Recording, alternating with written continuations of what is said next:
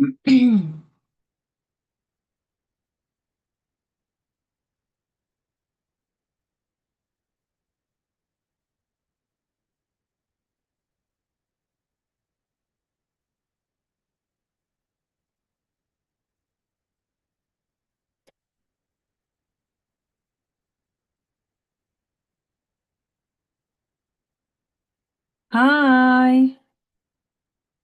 welcome.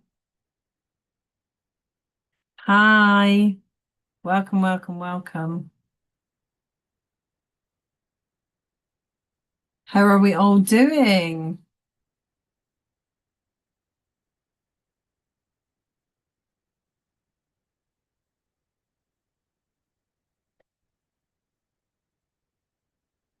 Do we have any specific questions we would like to cover tonight? Any topic areas?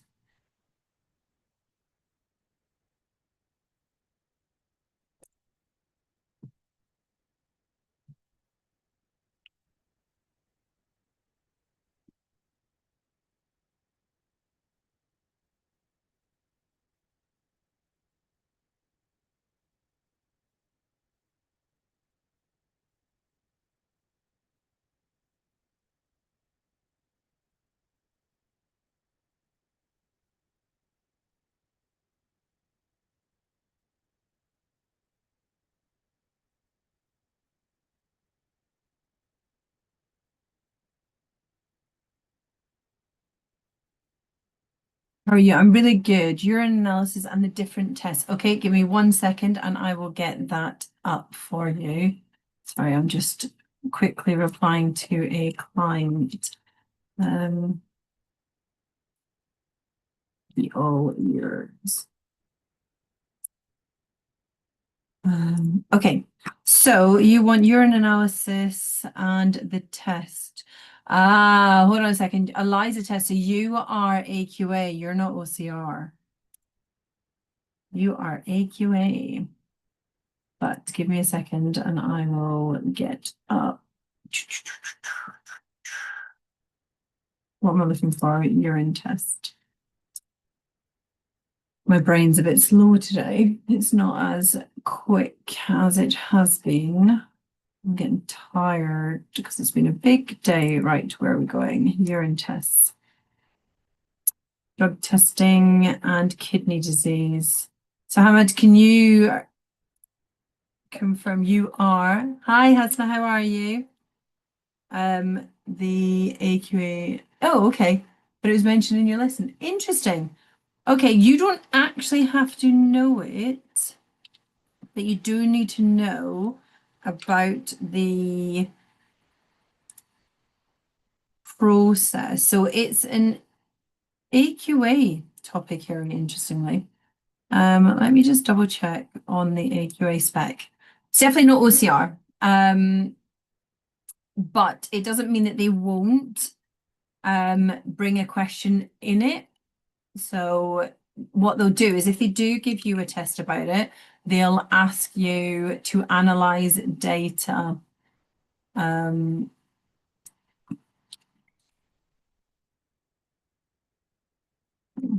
find it on that specification for some reason. That's really odd. But the key thing I would always say to you is because I'm trying to find this something really quickly. Whenever you are doing any practice, always make sure that you have got, hold on 1 second, move that out the way. Your specification is your guide. So kidneys. So I would say the first thing you do is you go to your specification. So let me just, there's me looking it out. Hi, Chidima, how are you? No, I need to do that. Where have you gone?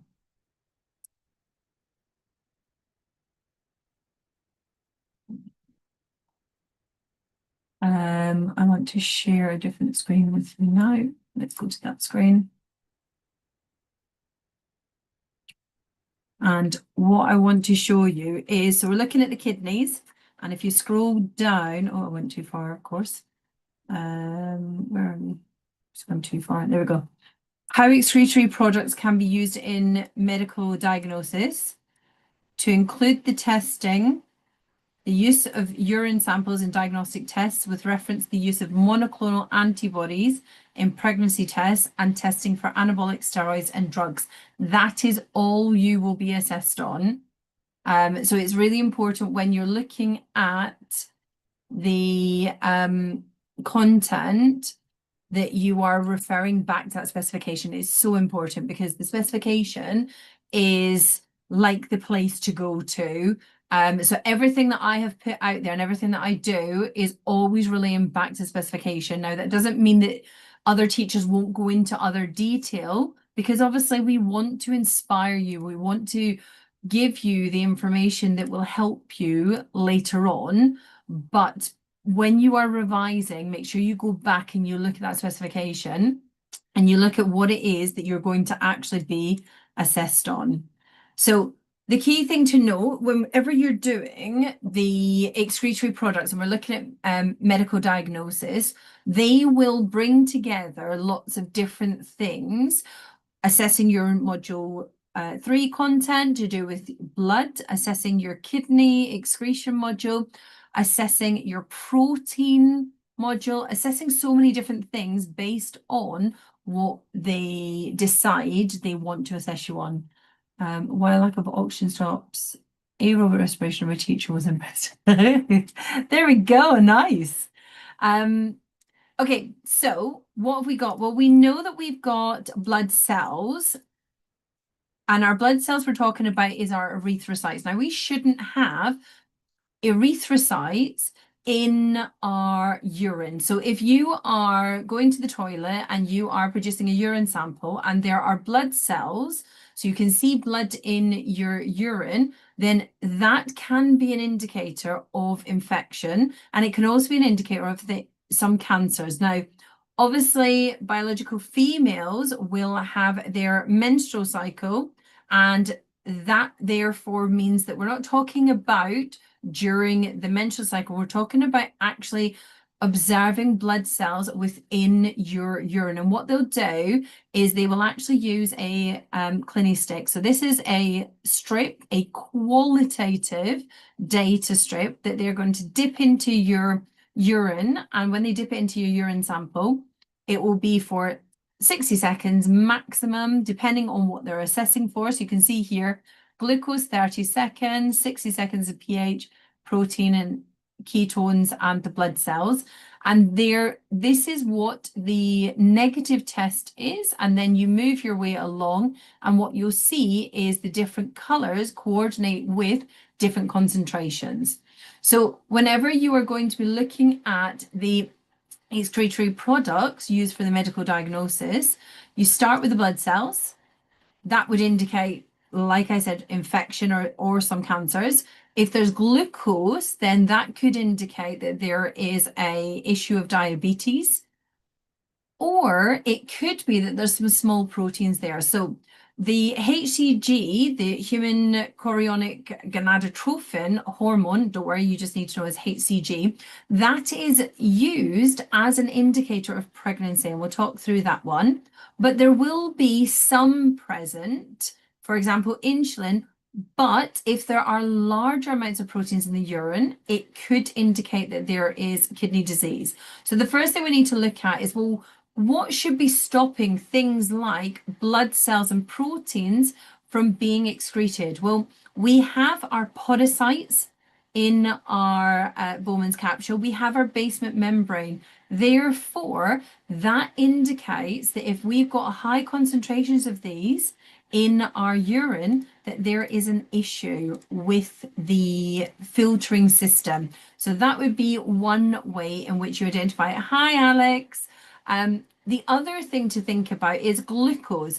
Now, glucose will be squeezed out at the glomerulus into the Bowman's capsule with ultrafiltration. Due to the high hydrostatic pressure, that's going to be squeezed out, and that's going to be collected in your Bowman's capsule.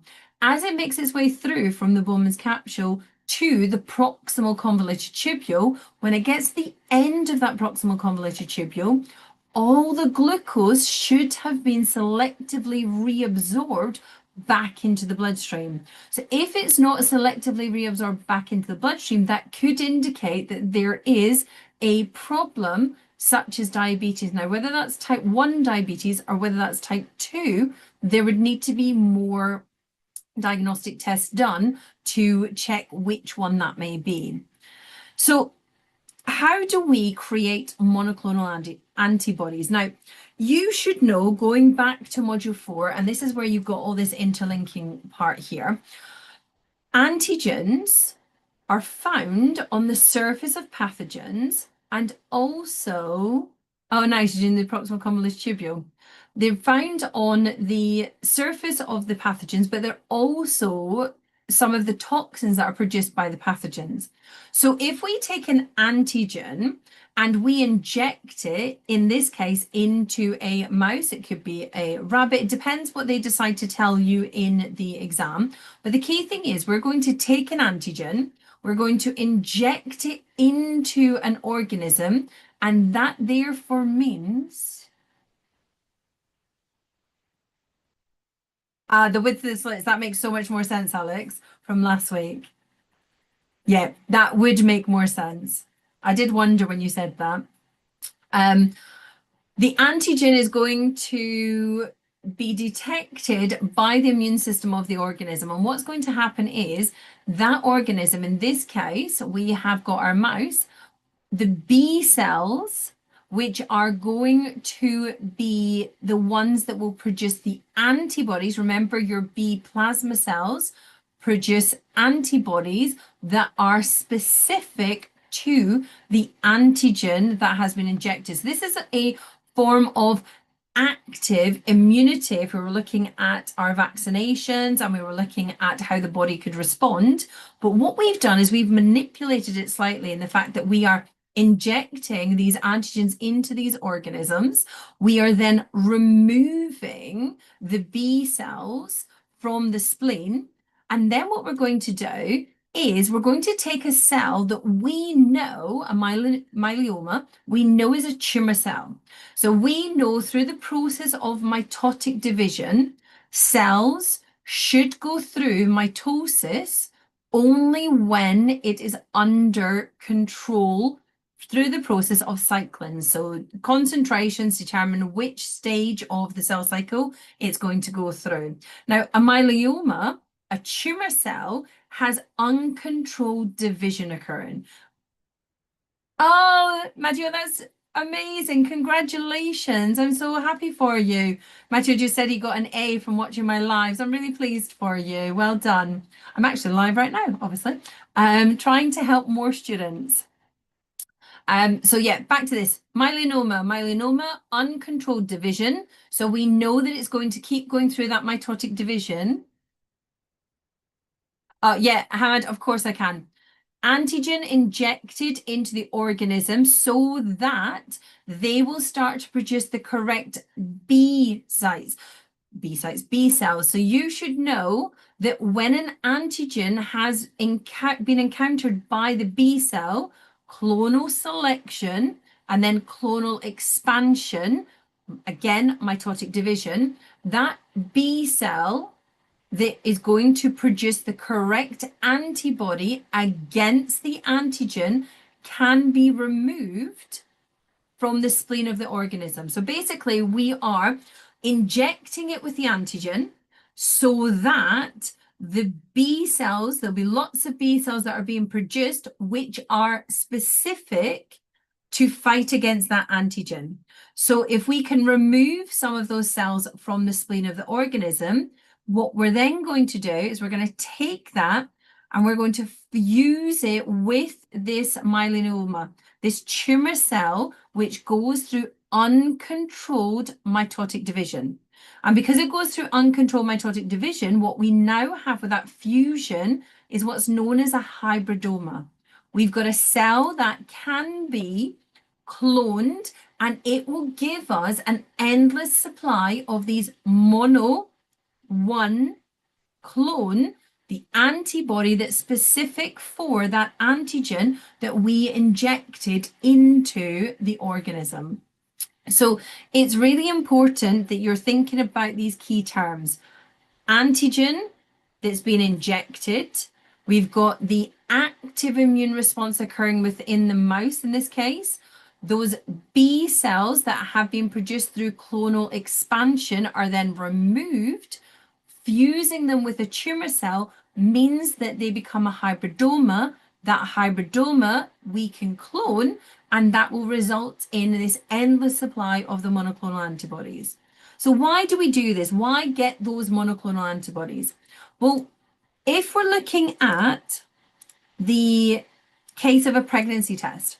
So here you have a pregnancy test. And this pregnancy test, obviously, what you do, I say obviously, expecting you to know this, you wouldn't know this, but what a person will do is if they are checking whether or not they're pregnant, they will produce a urine sample, and then that urine sample will be used with this Clear Blue, in a case, one of the best pregnancy kits out there. It will then be used to identify whether or not there is any of the hormone HCG in the urine. Now, when there is a fetus that has, let me take a step back, it's not a fetus. When there is a zygote, a fertilized egg cell, which has started to go through mitotic division and become an embryo, once that embryo embeds itself into the lining of the uterus, you don't need to know this, but once it does like get into the lining of the uterus, it starts to produce HCG. That HCG is basically going to stop the corpus luteum from degrading. It's basically ensuring that the lining of the uterus is going to stay in place until a placenta has developed. So basically, the embryo is trying to ensure its survival by producing a hormone to stop something else in the body from degrading. So it's producing a chemical which is going to bind to a receptor, and that therefore means that you will find that your HCG levels will increase quite early on when you have become pregnant. So you have this embryo which is producing the HCG, you go to the toilet, you take a urine sample and you stick this stick in it. Now, if it is a negative result, what you can see here is a blue line in what's called the control window. So there's a blue line here in the control window, and then there is nothing in here. Yes, so the embryo produces HCG, and HCG obviously is a hormone that is going to be secreted by the embryo until the placenta has actually formed and takes over the production of progesterone, because what you need is a hormone to signal to the ovaries to keep producing the estrogen and progesterone to maintain the lining of the uterus so that the embryo can keep developing. And what happens is you've got the fact that the trophoblast, which is part of the embryo, which is going to actually develop into the placenta, that's the cells that are differentiating. So remember, totipotent whole organism, pluripotent embryonic stem cells. When they start to differentiate, they start to only produce hormones that are required. For example, in this case, HCG. So what you get is that embryo that's developing, once it gets past the 16 cell stage, it is now pluripotent. And that's because some of the cells have differentiated to become the region around the outside that is going to actually develop into the placenta. So you've got this negative result, and that basically shows that there is a monoclonal antibody which is within the test site.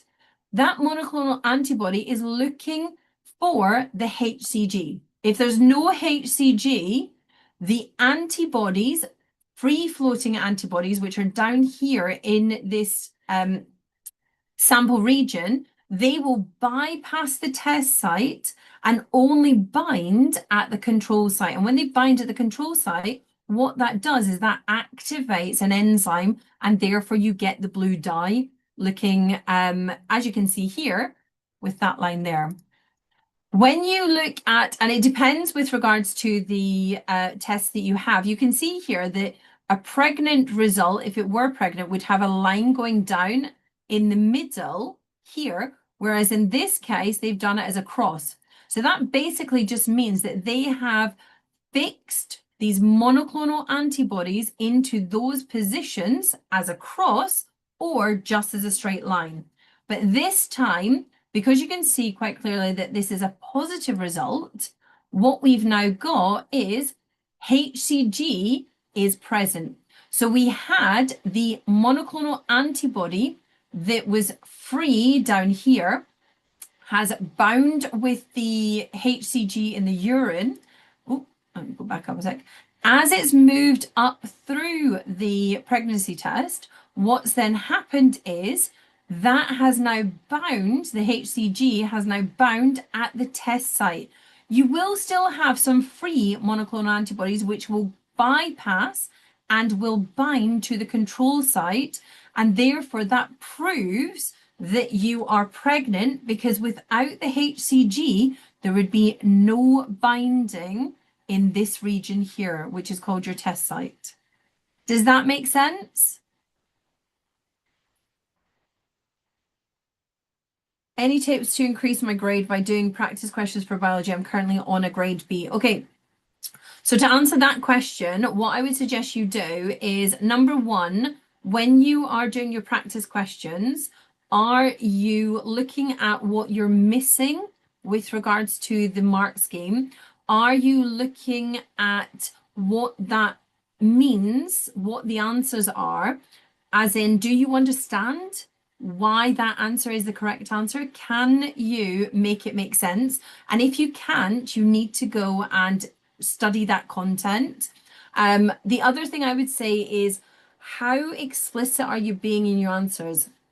So I have a number of clients that I deal with on a one-to-one basis, and we have a good laugh half the time because I'm ripping them every time they do something that's really silly, and they make assumptions. They're like, oh, but Christine, that's implied. And I'm like, no, it's not. I can't see that. I don't know what you know. When I'm marking, I literally see your answer and nothing else. So if you haven't specifically given me the detail, I'm not giving you the marking point. No way. You don't deserve it. But you need to work on that written ability. You need to be really assessing how much you have said what you think you have said. That's the other thing that's a problem. A lot of students, when you mark your own answers, you make the assumption that you're like, oh yeah, I'll get the mark. We're not going to give the marks away. We have to be able to decipher between whether you are that A-star candidate right the way down to a candidate who doesn't get a grade. So therefore, you need to be explicit in your answers.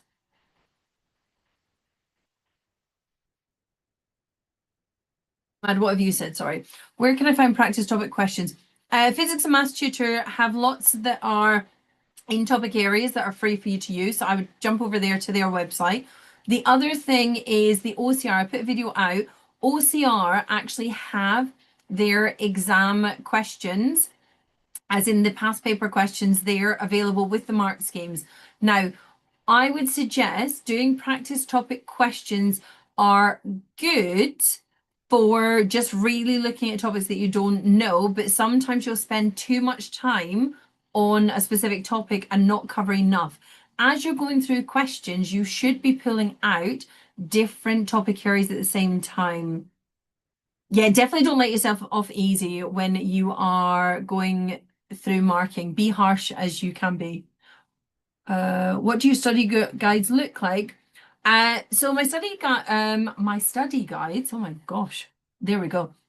My study guides are my diagrams. They are like my PowerPoints that you'll see on my YouTube channel videos. However, I am updating them and making them better. So my most recent one, I've now kind of found my flow with that style, and I think that is who I am and what I do.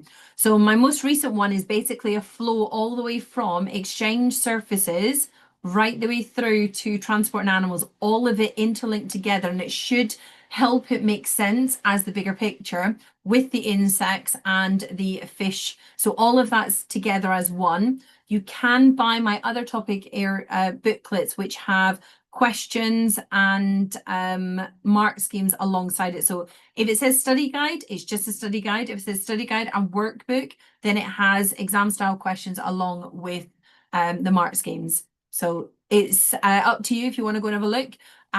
They are on my website, which is ukbiotutor.com. And also my group tuition sessions are obviously on a Monday if you're year 13/14 and on a Wednesday if you're year 12, but I have capped it at a maximum of 8 students. So there are spaces still available. Currently, I have one student in my year 12, so she's getting 1-to-1 for a cheap cost. And I have 2 students in my year 13/14. So they're getting very focused understanding and learning through coming to my group sessions. But I do also offer 1-to-1. So there's lots of different ways. And I am putting some stuff for free on my website. So I've put up the microscope side of things on my website, so you can go and check that one out as well. Okay, back to this then, the testing. So one of the things, let me just move this down because I'm obviously using new things. One of the things to note is when you're looking at drugs and metabolites. So metabolites are basically the breakdown products of drugs. So when you take, for example, if you've got a headache and you take paracetamol, then what's going to happen is that drug is going to be broken down because drugs have a half-life. You know that if you're doing chemistry. Drugs are broken down. So whether that is recreational drugs or whether that is medicinal drugs, chemicals, just like neurotransmitters, because that's basically what drugs do, they mimic what's happening inside the body by mimicking the chemical messengers. So these drugs, just like your body's natural chemicals that they're making, will be broken down. Now, when you break down these drugs that you have consumed, these metabolites get broken down. What's going to happen is you're going to excrete them in your urine. Now, depending on what it is you've had, obviously, if you've had alcohol, it takes 6 to 24 hours. If you've got amphetamines, 1 to 3 days, cannabis, 22 hours to 30 days. But again, it's dependent on the use, the concentration that you have actually consumed. So all of these things that you potentially may have consumed need to be broken down by the body, because if they didn't get broken down by the body, they could cause detrimental damage. So the body's going to break them down, and what's going to happen is you're going to excrete them in your urine, and then your body, once they've been released, your body goes back to its normal state. Now, if you are going to obviously produce a urine sample, let's say you have been doing some sporting activity, you are an athlete and you are doing competitions, and they are wanting to ensure that you are not actually using any of these drugs, what they're going to do is they're going to ask for you to provide a sample, and that sample will be split into 2. So that sample being split into 2, the first thing that's going to happen, which is where the ELISA test comes in, but you don't need to know it in too much detail. The key thing you need to know is an immunoassay. So basically, they're going to use monoclonal antibodies, and they are going to test your sample against these monoclonal antibodies, looking for the presence of these drugs or metabolites. So you've got to remember, we're talking about antibodies that are specific in shape to the antigen. In the case of a pathogen, well, in this case, the antigen is the drug. So once you have an antigen antibody complex forming, that will have a chemical reaction that occurs, and it will signal, just like the pregnancy tested, a color, a dye being given off.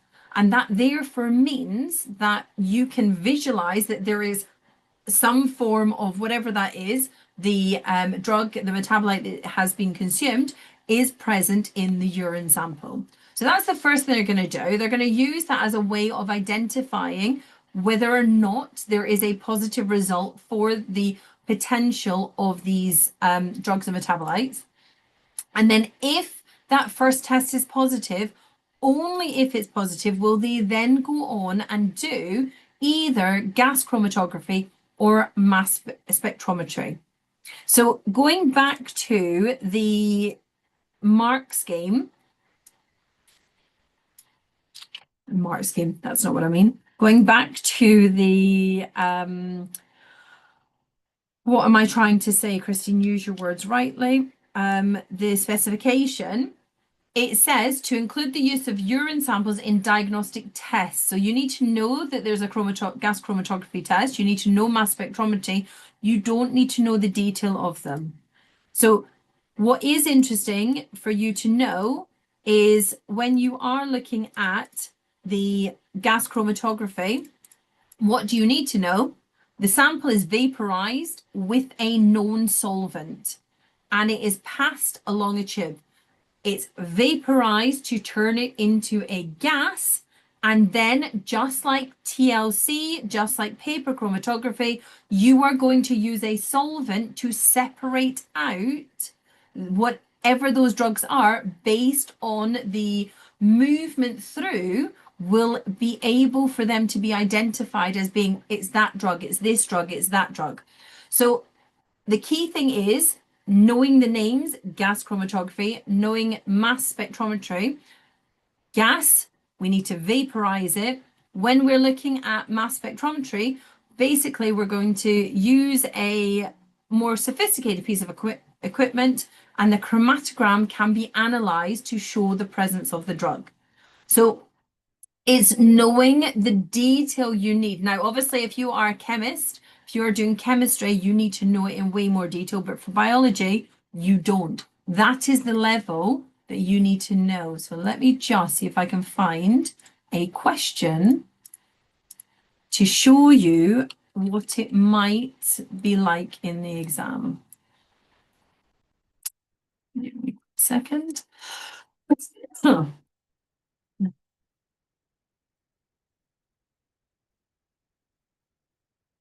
That was me giving my brain time to think about what it was I wanted to do. Okay, so in November 2021's paper, this was paper 1, it was a multiple choice question. Let me just stick this in.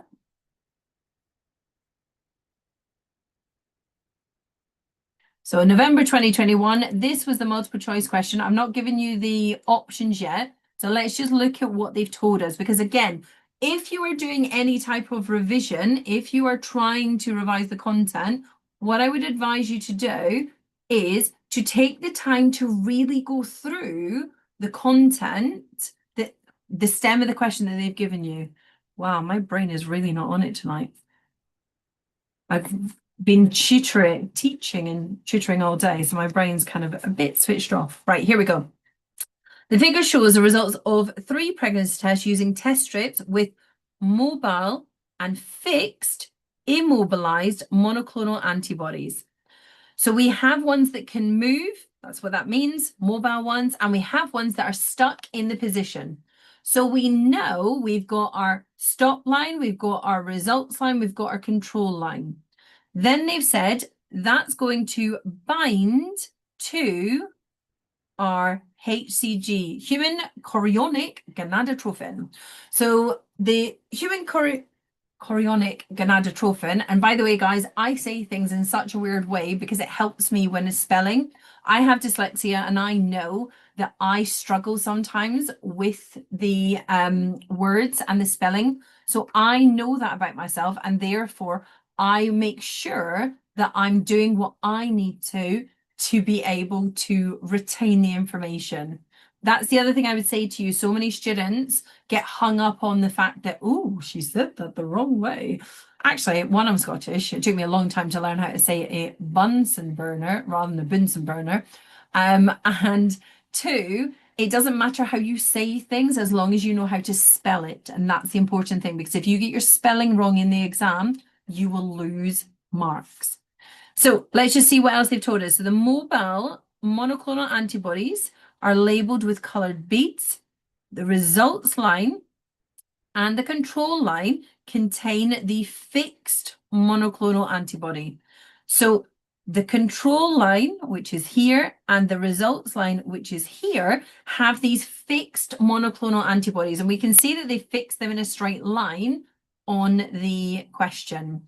Each strip is dipped in a sample of the urine up to the stop line and no further. Just like when you do your pencil line on your paper chromatography, you only want to go a short distance up.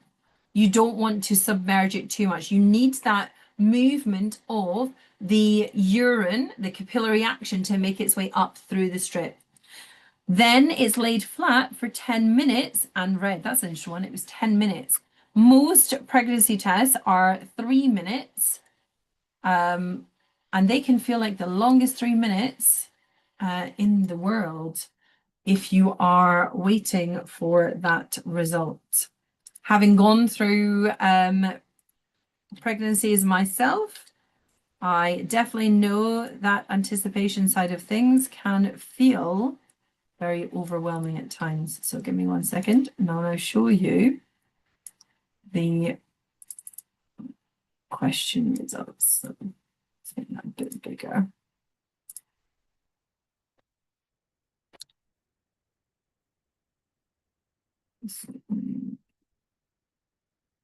Not absolutely.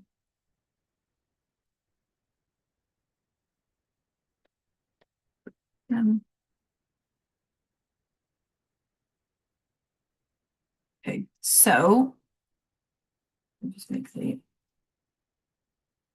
bigger now. There we go. So what is the right answer then? So looking at this, which one is the right answer? So you've got an option of in strip 1, HCG, it has bound to the mobile antibodies that have been captured by fixed antibodies on the control line. The pregnancy test is positive. So it's saying that it's positive in this one.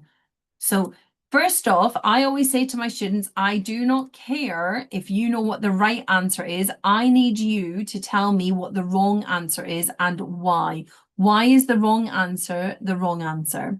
So in strip 1, so we're only looking at this first strip. What have we got? We have got a result line which does not have any presence of a line. So that test, strip 1, is not positive. So we can remove that from the equation. So let's now look. We're now down to 3 possible answers. In strip 2, HCG has bound to the mobile antibodies, and these have been captured by fixed antibodies on the results line. The pregnancy test is positive. Right, so we've got a pregnancy test that's positive. We've got that they're saying HCG has bound to those mobile antibodies, which means that those mobile antibodies have made their way up, just like the mobile antibodies made their way up here. It's then said that they've been captured by the fixed antibodies on the results line, and this is a pregnancy test which is positive. So we're going to give that a tick because that at the moment looks like it's correct. It's showing us what it's saying it is. So let's just confirm that those other 2 are wrong. So if we don't confirm that they're wrong, we might actually not have the right answer yet. So let's just confirm. If in strip 3, so we're now looking at strip 3, HCG has bound to the mobile antibodies, okay, and these have been captured by the fixed antibodies on the results line. Yes, that is true up to that point. The pregnancy test is negative. Well, is the pregnancy test negative? It's got a positive result there. So is that negative? I'm going to put a question mark there. I want to understand, is that actually negative? Because that's positive. That normally means it's positive. So what does that mean? That's a negative, but that's positive. Let's double check with D and come back. So I'm not sure. So I'm going to put a question mark on that one. In strip 3, HCG has bound to the mobile antibodies. They're saying the same thing as C. And these have been captured by the fixed result line. Okay, by the fixed result line. Yep. Everything so far as the pregnancy test is positive. Ah, interesting. No control line. Good spot there, Hamad. So what does that mean? What does it mean if there's no control line present in that strip?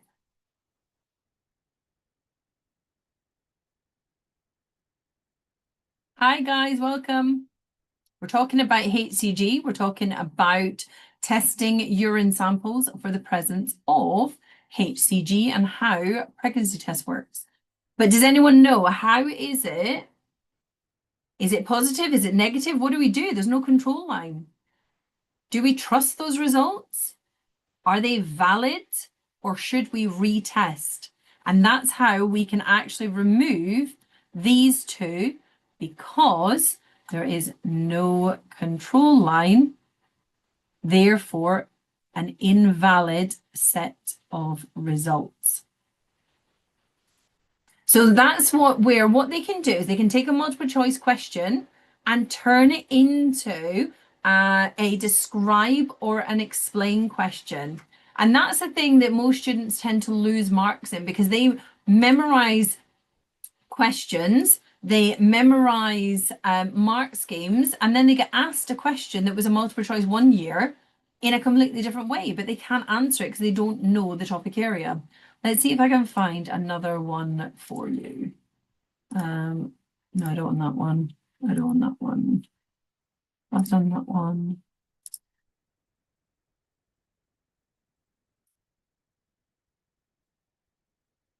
There we go.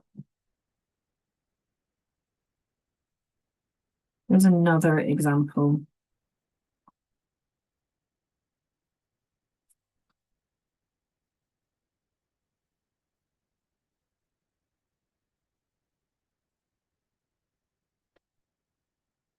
Perfect, Hamad. Exactly correct.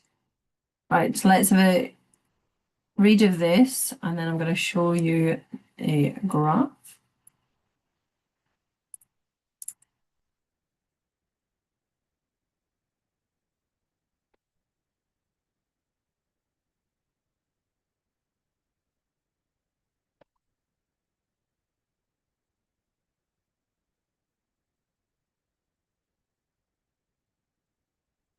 This is a 6-month curve.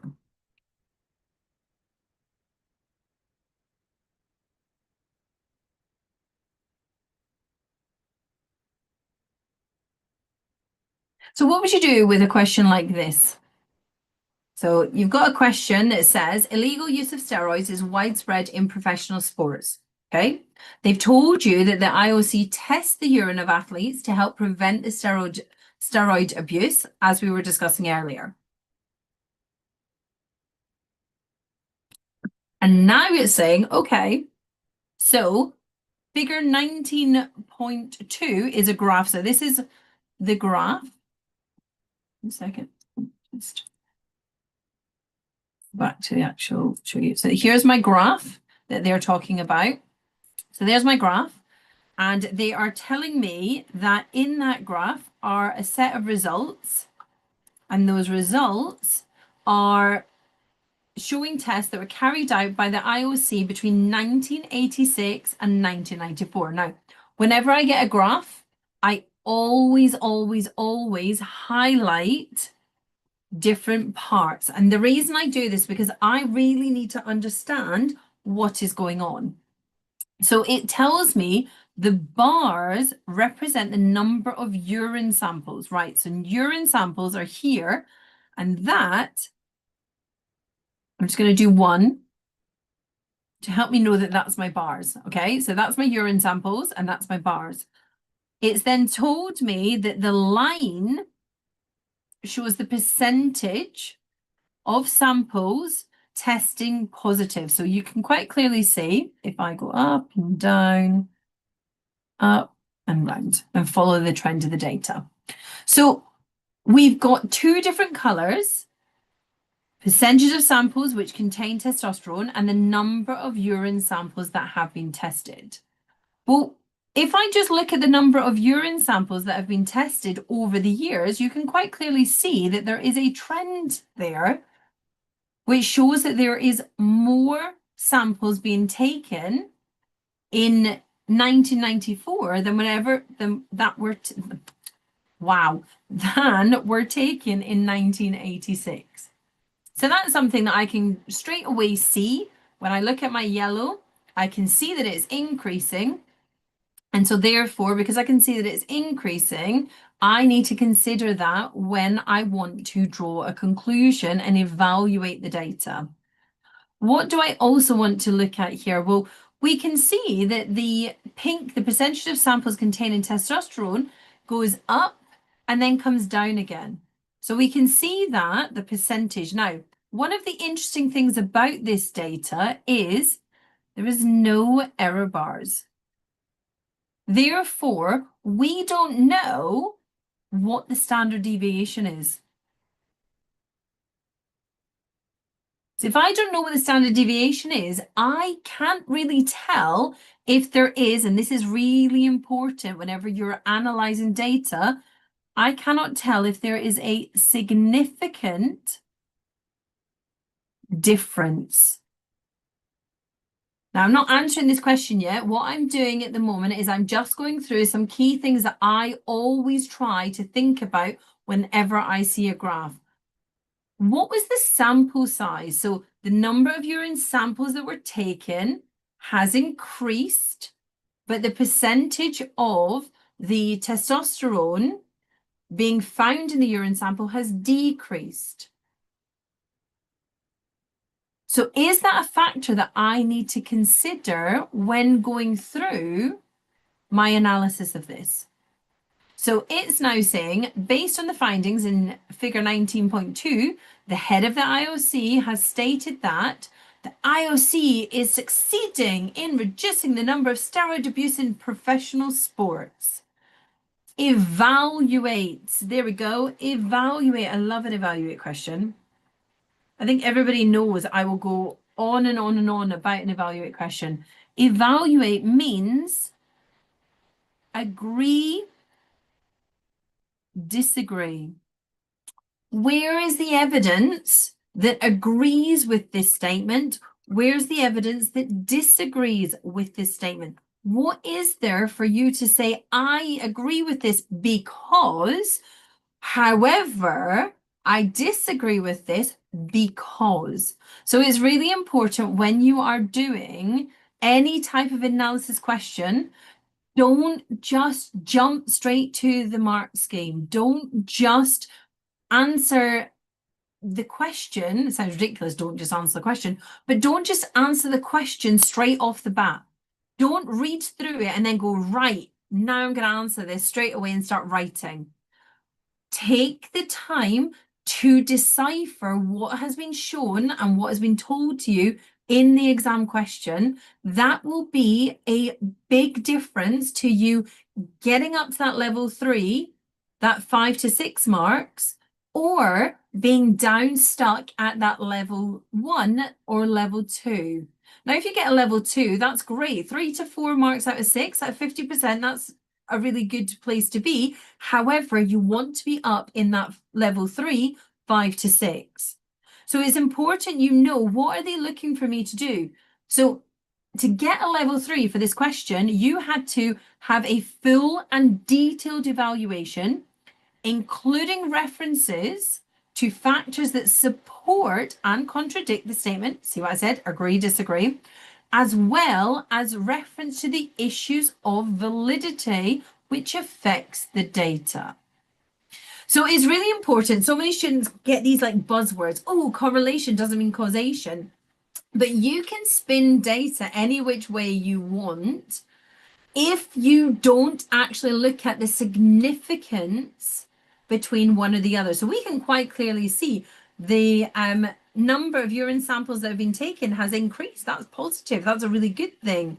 And we can quite clearly see the number of people that are being found to have testosterone in the urine sample has decreased. But without being able to look at that standard deviation, without being able to see the error bars, without doing a statistical test on this, we cannot actually say whether there is a significant difference or not. And anyone can come up with a conclusion. I mean, look at what's been going on in the United States, where they have taken a scientific research paper and they've spun out the way that they want it to actually make sense. The reason we give you these skills is so that you can be a critical thinker. You can evaluate the data that you're being given, whether that's through the media, whether that's through your exam paper, whatever that form of the information is getting to you, that you are able to critically analyze and evaluate the validity of the data that's being done. How are they testing for the presence? Have they told us what type of testing they are doing? Because you've got to remember as well, the testing that's being done in labs is only as good as the people who are doing the testing. Now, my brain today in this video has been going blah, blah, blah, blah, all over the place. Like, I'm tired. I am tired right now. Now, imagine I am tired. I'm a lab technician and I'm the person who's having to do these samples and test these samples. And I may be mislabeled one or another. You don't know. I mean, there's so many different ways that you can go about thinking and considering what's going on. But it's important whenever you are evaluating that you use the data that's in front of you, and then you can pull other bits of reading outside of the subject forward as long as it's not incorrect. Now, I can see my phone has gone dark on me, which tells me it's 10 o'clock and it's time for me to go to bed. So thank you for joining me, guys. Thank you for sharing, liking, and viewing my videos. Please do keep sharing, liking, and commenting on my videos because the more you comment, the more they push my videos out, the more people I can help to improve. Biology is hard. It is hard, and there is a lot of content to learn in OCRA, but it is possible to get up to those higher grades. Whatever grade you are aiming for, you need to be working for it. You need to be practicing. You need to be analyzing your own content. Hamad, I come on here every Wednesday. I always come on a Wednesday for live. If I have time, I do a Monday-ish. But I'm also now starting to upload more videos. I'm going to start doing new videos again. But live sessions are a Wednesday, every Wednesday at 9 o'clock. I was a little bit late tonight, but yeah, every Wednesday at 9 o'clock I will be on here because I know not everyone can afford tuition. I want to give back. And so, yeah, so that's why I do it on a Wednesday. So thank you for joining me. And if you are looking for tuition, please do check out my group tuition. As I said, it's a small group, 7:30 on a Monday evening. And therefore that is there to help and guide you. And I do it around. Oh, thank you. Hamad, I love the fact you've been watching a lot of my videos. It's lovely to see. And actually, it was really lovely to get an email today from a student who watched my videos religiously, wanted to thank me again, which is lovely. But what was really lovely to hear was that they got their A star. That was well deserved. It was exactly what they should have done. And I feel so proud of all my students. And so I want to help as many as I can. And I find it frustrating that not that many people know of me. If you found me, it's great and I love it. I mean, it's only been a year of my channel being on here, just over a year actually. But like nearly 8,000 hours of my content has been watched, and that's crazy to think. Um, that when I first started this, I had nowhere to direct my students to, and now I'm like, go watch my video, and then I'll assess you. So thank you. I'm really pleased that you're liking them. Please keep liking, ask questions. Please ask questions if you've watched a video and you're not sure about something, because it makes me think about it. It makes me reassess how I teach it. I prefer when students ask questions. But I am going to go now. So have a good evening. Go rest up. Should I go into- Ah, there we go. Awesome. Oh, I love that. I love the fact that you had a friend who recommended me and they got the A. That's amazing. That's really good. Oh, thank you. And say thank you to your friend for recommending me.